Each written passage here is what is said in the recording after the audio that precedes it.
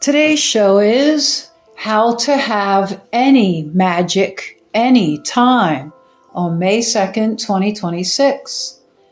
The word magic is a map to releasing all magic and to gain complete at-will access to it.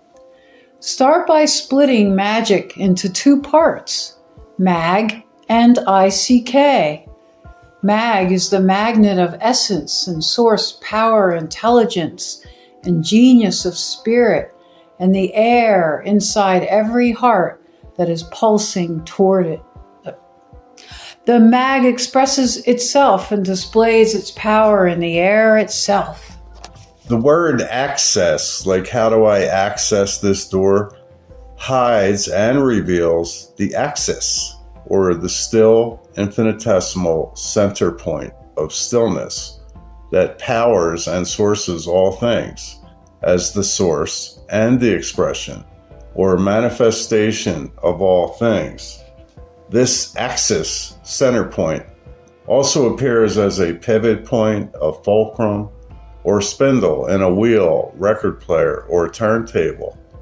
It is also seen as the balance point of a seesaw at the playground and at the center of a T or a clock or a compass.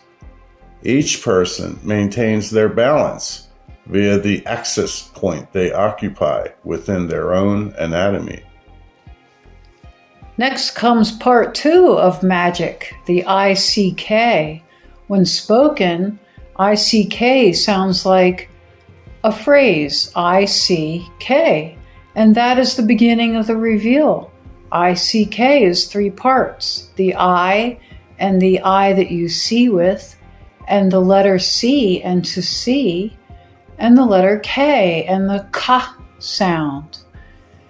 I that you see with are the manifested unique self, and the I is your cognition, the sensual awareness and brain, where values and conclusions or choices are made and re-manifest into a self-imposed reality. That is indeed magic. The next letter in ICK is the letter or symbol C, which has a long history and the sound of the word see or to see. The C and to see are the symbol C, or the third member or part of the natural triune of the universe of 1, 2, 3, or mother, father, child. The C is the conclusion and the aggregation of the one, the second, and the third. Or in Latin Roman times, this was indicated by I. The symbols I display the mutual parity of the newborn child from their perspective. In Middle English, to see means to behold or to be and to hold and to experience, inspect and to become. The word see, S-E-E, became the word say or to speak, say, tell. The history of English also used see to mean foresee, behold in the imagination or in a dream.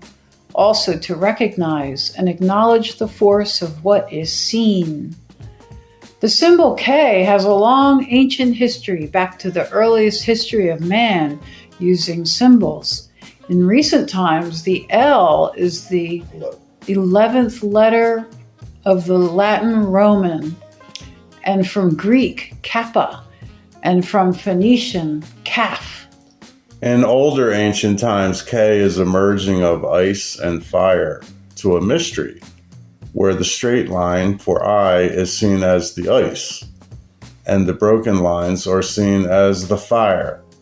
The mystery makes the ice and fire contentious and in parity, or viable. The Egyptians used a hieroglyph that looks like K in words related to power and control, or the execution of the source. The straight line is the feminine control and the source, and the broken lines are the power and the execution. The mystery that holds them in place is the aspect of the newborn child of God within all pulsing hearts. In Proto-Sinaitic alphabet, it came to solely represent the ka sound. At the same time, the K is a pair of rune symbols brought down from the Nordics and the Hyperborea. In between the contention of ice and fire is the mystery, or the child of God, and the star of the game of life. The child decides fates as the child controls the light-dark, the LD, and it's LD life-death. So you have Chi and LD. The child is the Chi, LD Lord. The child decides all fates. Let's see how everything is spoken. We have prophets equals prophets. Messiah equals mess plus I plus ah.